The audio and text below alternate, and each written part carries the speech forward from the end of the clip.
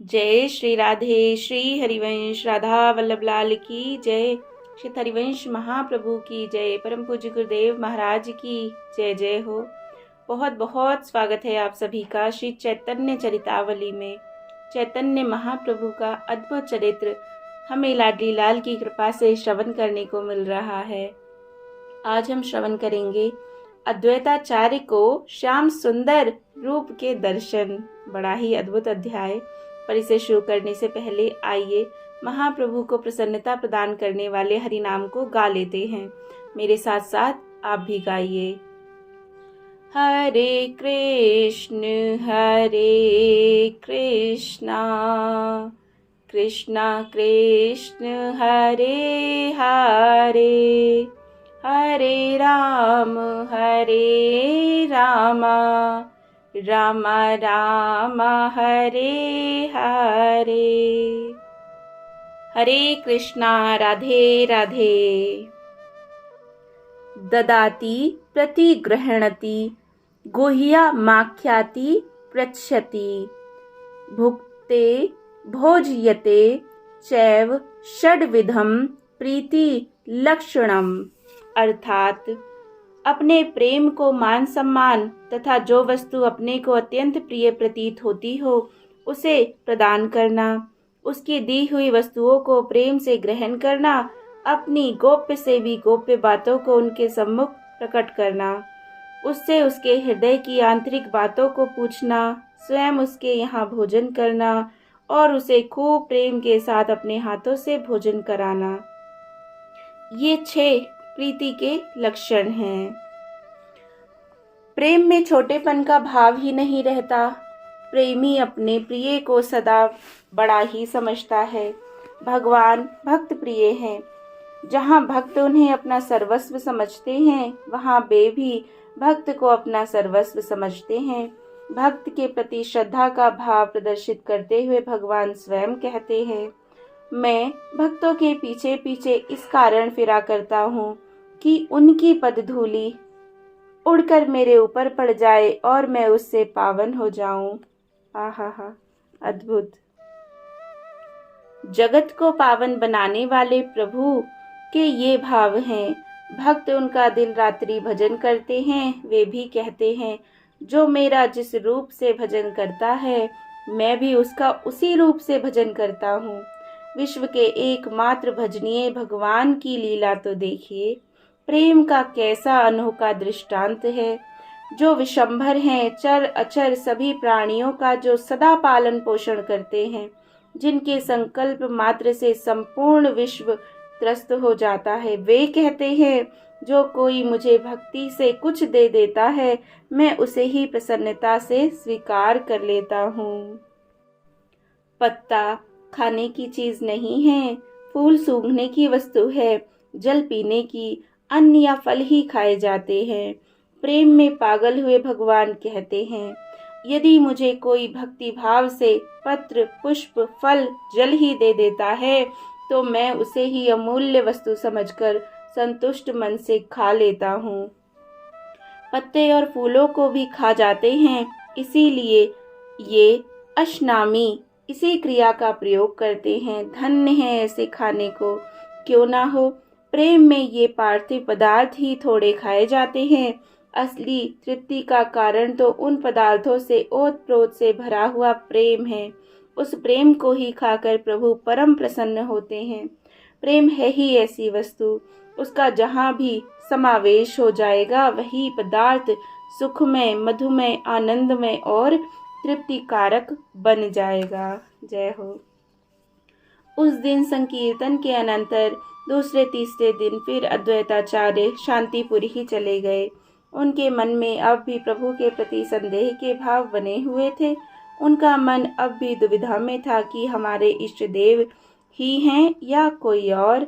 इसीलिए एक दिन संशय बुद्धि से वे फिर नवद्वीप पधारे। वैसे उनका हृदय प्रभु की ओर स्वतः ही आकर्षित हो गया था। उन्हें महाप्रभु की स्तुति मात्र से परमानंद प्रतीत होता था। भीतर से बिना विश्वास के ऐसे भाव हो ही नहीं सकते, किंतु प्रकट में वे अपने विश्वास पर अविश्वास करते।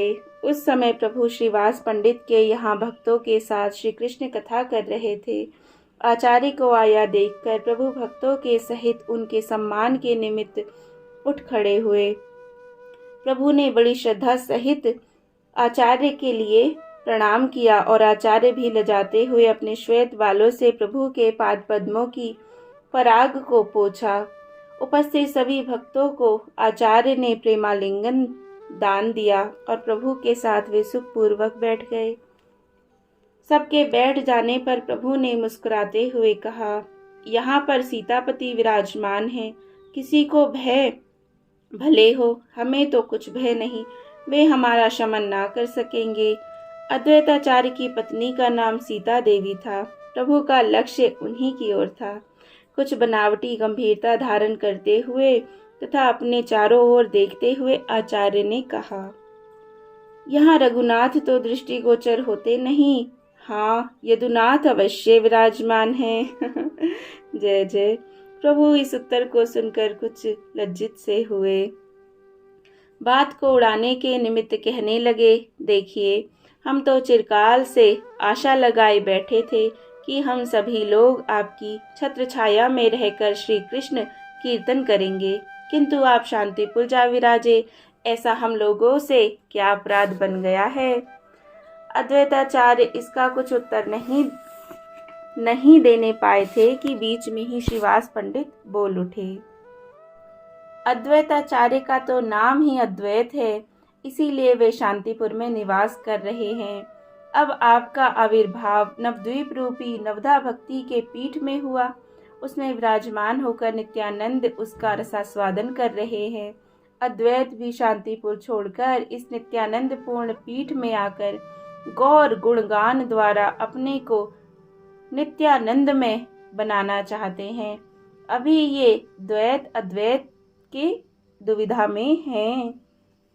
इस गूढ़ उत्तर का मर्म समझकर हंसते हुए आचार्य कहने लगे, जहाँ पर श्रीवास हैं वहाँ पर लोगों की क्या कमी। श्री के वास में आकर्षण ही होता है कि हम जैसे सैकड़ों मनुष्य उनके प्रभाव से खिंचे चले आवेंगे। श्रीवास पंडित इस गूढ़ोक्ति से बड़े प्रसन्न हुए। उसे प्रभु के ऊपर घटाते हुए कहने लगे, जब लक्ष्मी देवी थी तब थी, अब तो वे यहाँ वास नहीं करती, अब तो वे नवद्वीप से अंतर्ध्यान हो गई हैं। ये बात कर रहे हैं गौरांग महाप्रभु की पहली पत्नी लक्ष्मी के बारे में, मतलब उनको इंगित करके। श्री के माने लक्ष्मी लगाकर श्रीवास पंडित ने कहा, अब यहाँ श्री का वास नहीं है। प्रभु ने जब देखा श्रीवास हमारे ऊपर घटाने लगे हैं, तब आपने जल्दी से कहा, पंडित जी यह आप कैसी बात कर रहे हैं। श्री के माने हैं भक्त। जहाँ पर आप जैसे भक्त विराजमान हैं वहाँ श्री का वास अवश्य ही होना चाहिए। भला ऐसे स्थान को छोड़कर भक्ति या श्री कहीं जा सकती हैं। बहुत सुंदर। इस पर आचार्य कहने लगे, हाँ हाँ ठीक तो है, श्री के बिना हरि रह ही कैसे सकते हैं। श्री विष्णु प्रिया नाम रखकर नवद्वीप में अवस्थित है, अतः उन्होंने श्री के साथ विष्णु प्रिया अपने नाम में और जोड़ दिया है। अब वे केवल श्री ना होकर श्री विष्णु प्रिया बन गई हैं। गौर की द्वितीय पत्नी का नाम श्री विष्णु प्रिया था। उसी को लक्ष्य करके अद्वैताचार्य ने यह बात कही। बात को दूसरी ओर घटाते हुए प्रभु ने कहा, श्री तो सदा ही विष्णु प्रिया ही हैं। भक्ति प्रियो माधवः, भगवान को तो सदा से भक्ति प्यारी है, इसीलिए श्री अथवा भक्ति का नाम पहले से ही विष्णु प्रिया है। जय जय। यह सुनकर आचार्य जल्दी से प्रभु को प्रणाम करते हुए बोले। तभी प्रभु ने एक विग्रह से लक्ष्मी रूप से उन्हें ग्रहण किया और फिर विष्णु प्रिया रूप के दूसरे विग्रह को अपनी अर्धांगिनी बनाया है। इस प्रकार आपस में विश्लेषणात्मक बातें हो रही थी कि प्रभु के घर से एक आदमी आया और उसने नम्रता पूर्वक प्रभु से निवेदन किया, सची माता ने कहलवाया है कि आज आचार्य घर में ही भोजन करें। कृपा करके वे हमारे आज के निमंत्रण को अवश्य ही स्वीकार करें। अर्थात आचार्य को सची माता ने अपने घर भोजन करने के लिए बुलाया है। उस आदमी की बातें सुनकर प्रभु ने कुछ भी उत्तर नहीं दिया। जिज्ञासा के भाव से वे आचार्य के मुख की ओर देखने लगे।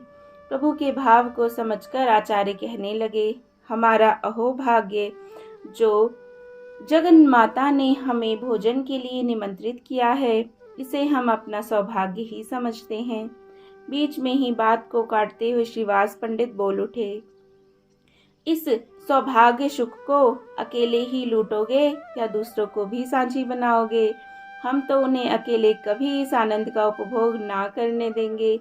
यदि गौरांग हमें निमंत्रित ना भी करेंगे तो हम सची माता के समीप जाकर याचना करेंगे।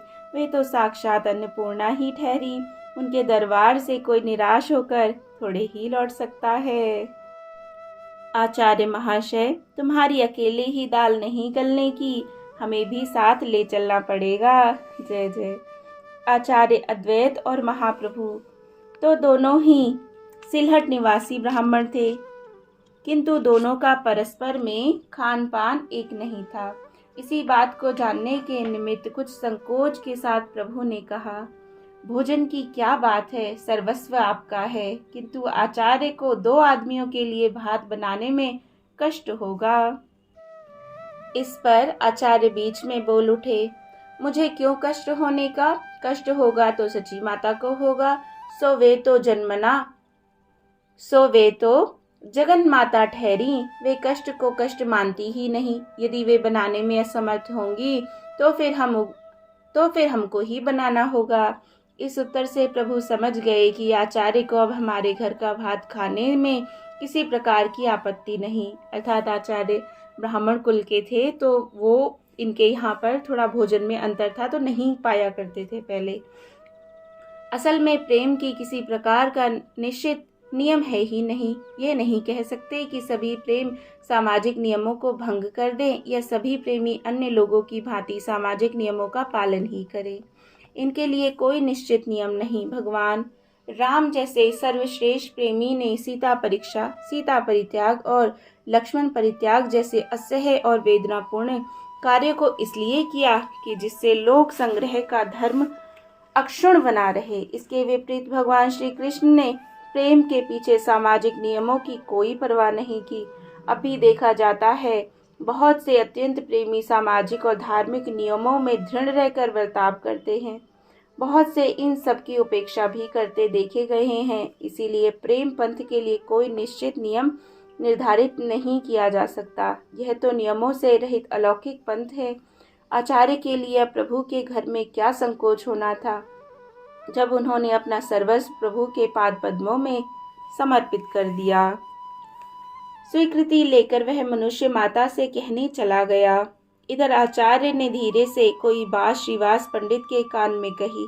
आपस में दोनों को धीरे धीरे बातें करते देख प्रभु हंसते हुए कहने लगे, दोनों पंडितों में क्या गुपचुप बातें हो रही हैं? हम उन बातों को सुनने के अधिकारी नहीं हैं क्या? प्रभु की बात सुनकर आचार्य तो कुछ लज्जित से होकर चुप हो गए, किंतु श्रीवास पंडित थोड़ी देर ठहरकर बोले, प्रभु, आचार्य अपने मन में अत्यंत दुखी हैं। वे कहते हैं प्रभु ने नित्यानंद जी के ऊपर तो कृपया करके उनको अपना असली रूप दिखा दिया, किंतु ना जाने क्यों हमारे ऊपर कृपा नहीं करते। हमें पहले आश्वासन भी दिलाया था कि तुम्हें अपना रूप दिखावेंगे, किंतु अभी तक हमारे ऊपर कृपा नहीं की है। कुछ विस्मय सा प्रकट करते हुए प्रभु ने कहा, मैं नहीं समझता असली रूप कहने से आचार्य का क्या अभिप्राय है। मेरा असली रूप तो यही है जिसे आप सब लोग सदा देखते हैं और अब भी देख रहे हैं। अपनी बात को प्रभु को भिन्न रीति से अर्थ लगाते हुए देखकर श्रीवास पंडित ने कहा, हाँ प्रभु, यह ठीक है, आपका असली रूप तो यही है। हम सब भी इसी गौर रूप की श्रद्धा भक्ति के साथ वंदना करते हैं, किंतु आपने आचार्य को अन्य रूप के दर्शनों का आश्वासन दिलाया था, वे उसी आश्वासन का स्मरण मात्र करा रहे हैं। श्रीवास के ऐसे उत्तर से संतुष्ट होकर प्रभु कहने लगे, पंडित जी, आप तो सब कुछ जानते हैं। मनुष्य की प्रकृति सदा एक सी नहीं रहती, वह कभी कुछ सोचता है और कभी कुछ। जब मेरी उन्माद की सी अवस्था हो जाती है तब उसमें ना जाने मैं क्या क्या बक जाता हूँ। उसका स्मरण मुझे स्वयं ही नहीं रहता। मैंने अपनी उन्माद अवस्था में आचार्य से कुछ कह दिया होगा, उसका स्मरण मुझे अब बिल्कुल नहीं है। यह सुनकर कुछ दीनता के भाव से श्रीवास पंडित ने कहा, प्रभो, आप हमारी हर समय क्यों वंचना किया करते हैं? लोगों को जब उन्माद होता है तो उनसे अन्य लोगों को बड़ा भय होता है, लोग उनके समीप जाने तक में डरते हैं, किंतु आपका उन्माद तो लोगों के हृदय में अमृत सिंचन सा करता है। भक्तों को उससे बढ़कर कोई दूसरा आनंद ही प्रतीत नहीं होता। क्या आपका उन्माद सचमुच में उन्माद ही होता है? यदि ऐसा हो तो फिर भक्तों को इतना अपूर्व आनंद क्यों होता है? आप में सर्व सामर्थ्य हैं, आप जिस समय जैसा चाहें रूप दिखा सकते हैं। जय हो। प्रभु ने कहा, पंडित जी, सचमुच में आप विश्वास कीजिए, किसी को कोई रूप दिखाना मेरे बिल्कुल अधीन नहीं है। जिस समय कैसा रूप बन जाता है इसका मुझे स्वयं पता नहीं चलता। आप कहते हैं आचार्य श्याम सुंदर के दर्शन करना चाहते हैं, यह मेरे हाथ की बात थोड़ी ही है, यह तो उनकी दृढ़ भावना के ही ऊपर निर्भर है। उनकी जैसे रूप में प्रीति होगी उसी भाव के अनुसार उन्हें दर्शन होंगे। यदि उनकी उत्कट इच्छा है, यदि यथार्थ में वे श्याम सुंदर रूप का ही दर्शन करना चाहते हैं तो आंखें बंद करके ध्यान करें। बहुत संभव है वे अपनी भावना के अनुसार श्याम सुंदर की मनोहर मूर्ति के दर्शन कर सकें। प्रभु की ऐसी बात सुनकर आचार्य ने कुछ संदेह और कुछ परीक्षा के भाव से आंखें बंद कर ली। थोड़े ही देर में भक्तों ने देखा कि आचार्य मूर्छित होकर पृथ्वी पर गिर पड़े। लोगों ने उनके शरीर को स्पर्श करके देखा तो उसमें चेतना मालूम ही नहीं पड़ी। श्रीवास पंडित ने उनकी नासिका के छिद्रों पर हाथ रखा। उन्हें ऐसा प्रतीत हुआ मानो उनकी सांस चल ही नहीं रही है। इन सब लक्षणों से तो यही प्रतीत हो रहा था कि उनके शरीर में प्राण नहीं, किंतु चेहरे की कांति समीप के लोगों को चकित बनाए हुए थी। उनके चेहरे पर प्रत्यक्ष तेज चमकता था, संपूर्ण शरीर रोमांचित हो रहा था। सभी भक्त उनकी ऐसी अवस्था देखकर आश्चर्य करने लगे। श्रीवास पंडित ने घबराहट के साथ प्रभु से पूछा, प्रभु, आचार्य की ये कैसी दशा हो गई? ना जाने क्यों वे इस प्रकार मूर्छित और संज्ञा शून्य हो गए हैं। प्रभु ने कहा, आप लोग किसी प्रकार का भय ना करें। मालूम होता है आचार्य को हृदय में अपने इष्ट देव के दर्शन हो गए हैं, उसी के प्रेम में ये मूर्छित हो गए हैं। मुझे तो लगता है ऐसा ही अनुमान है। गदगद कंठ से श्रीवास पंडित ने कहा, प्रभु, अनुमान और प्रत्यक्ष दोनों ही आपके अधीन हैं। आचार्य सौभाग्यशाली हैं जो इच्छा करते ही उन्हें आपके श्याम सुंदर रूप के दर्शन हो गए। हतभाग्य तो हम ही हैं जो हमें इस प्रकार का कभी भी सौभाग्य प्राप्त नहीं हुआ। अस्तु, अपना अपना भाग्य ही होता है। ना तो हमें किसी और का रूप दर्शन, हमारे लिए तो यह गौर रूप ही यथेष्ट है। प्रभु, अब ऐसा अनुग्रह कीजिए कि आचार्य को होश आए। श्रीवास की बात सुनकर प्रभु ने कहा, आप भी कैसी बात करते हैं? मैं उन्हें कैसे चेतन कर सकता हूँ? वे स्वयं ही चैतन्य होंगे। यह देखो, आचार्य अब कुछ कुछ आंखें खोलने लगे हैं। प्रभु का इतना कहना था कि आचार्य की मूर्छा धीरे धीरे भंग होने लगी। जब वे स्वस्थ हुए तो श्रीवास पंडित ने पूछा, आचार्य, क्या देखा? श्रीवास के पूछने पर गदगद कंठ से आचार्य कहने लगे, ओहो, अद्भुत रूप के दर्शन हुए। वे ही श्याम सुंदर, बनवारी, पीत पटधारी, मुरली मनोहर मेरे सामने प्रत्यक्ष प्रकट हुए। मैंने प्रत्यक्ष देखा, स्वयं गौर ने ही ऐसा रूप धारण करके मेरे हृदय में प्रवेश किया। आहा, और अपनी मंद मंद मुस्कान से मुझे बेसुध सा बना दिया। मेरा मन अपने अधीन नहीं रहा। वह उस माधुरी को पान करने में ऐसा तल्लीन हुआ कि अपने आपे को ही खो बैठा। थोड़ी ही देर के पश्चात वह मूर्ति गौर रूप धारण करके मेरे सामने आ बैठी। तभी मुझे चेत हुआ। यह कहते कहते आचार्य प्रेम के कारण गदगद कंठ से रुदन करने लगे। उनकी आंखों की कोरों में से ठंडे अश्रुओं की 2 धाराएं बह चली। प्रभु ने हंसते हुए कुछ बनावटी उपेक्षा के साथ कहा, मालूम पड़ता है आचार्य ने गत रात्रि में जागरण किया है, इसीलिए आंखें बंद करते ही नींद आ गई और उसी नींद में इन्होंने स्वप्न देखा, उसी स्वप्न की ये बातें कर रहे हैं। प्रभु की ऐसी बात सुनकर आचार्य अधीर होकर प्रभु के चरणों में गिर पड़े और गदगद कंठ से कहने लगे, प्रभु मेरी अब अधिक वंचना ना कीजिए, अब तो आपके श्री चरणों में विश्वास उत्पन्न हो जाए, ऐसा ही आशीर्वाद दीजिए। प्रभु ने वृद्धाचार्य को उठाकर गले से लगाया और प्रेम के साथ कहने लगे, आप परम भागवत हैं, आपकी निष्ठा बहुत ऊंची है, आपके निरंतर ध्यान का ही यह प्रत्यक्ष फल है कि नेत्र बंद करते ही आपको भगवान के दर्शन होने लगे। चलिए, अब बहुत देर हो गई, माता भोजन बनाकर हम लोगों की प्रतीक्षा कर रही होंगी, आज हम सब साथ साथ ही भोजन करेंगे। प्रभु की आज्ञा पाकर श्रीवास के सहित आचार्य महाप्रभु के घर चलने को तैयार हो गए। घर पहुंचकर प्रभु ने देखा माता सब सामान बनाकर चौके में बैठी सब लोगों की प्रतीक्षा कर रही हैं। प्रभु ने जल्दी से हाथ पैर धोकर आचार्य और श्रीवास पंडित के स्वयं पैर धुलवाए और उन्हें बैठने का आसन दिया। दोनों के बहुत आग्रह पर प्रभु की आचार्य और श्रीवास के बीच में भोजन करने के लिए बैठ गए। सची माता ने आज बड़े ही प्रेम से अपने अनेकों प्रकार के व्यंजन बनाए। भोजन परोसे जाने पर दोनों भगवान के अर्पण करके तुलसी मंजरी पड़े हुए उन सभी व्यंजनों को प्रेम के साथ पाया। प्रभु बार बार आग्रह कर करके आचार्य को और अधिक परोसवा देते और आचार्य भी प्रेम के वशीभूत होकर उसे खा पाते। इस प्रकार उस दिन तीनों ने ही अन्य दिनों की अपेक्षा बहुत अधिक भोजन किया, किंतु उस भोजन में चारों ओर से प्रेम ही प्रेम भरा था। भोजन के उपरांत प्रभु ने श्री विष्णु प्रिया से लेकर आचार्य और श्रीवास पंडित को मुख शुद्धि के लिए तांबूल दिया। कुछ आराम करने के अनंतर प्रभु की आज्ञा लेकर अद्वैत तो शांतिपुर चले गए और श्रीवास अपने घर को चले गए। जय जय श्री राधे, जय जय श्री राधे। तो ये अध्याय यहाँ विराम होता है। आशा है आपको खूब आनंद आ रहा होगा। अगर चैनल को सब्सक्राइब ना किया हो तो अवश्य करें। जय जय श्री राधे, जय जय श्री राधे श्याम। श्री चैतन्य महाप्रभु की जय हो।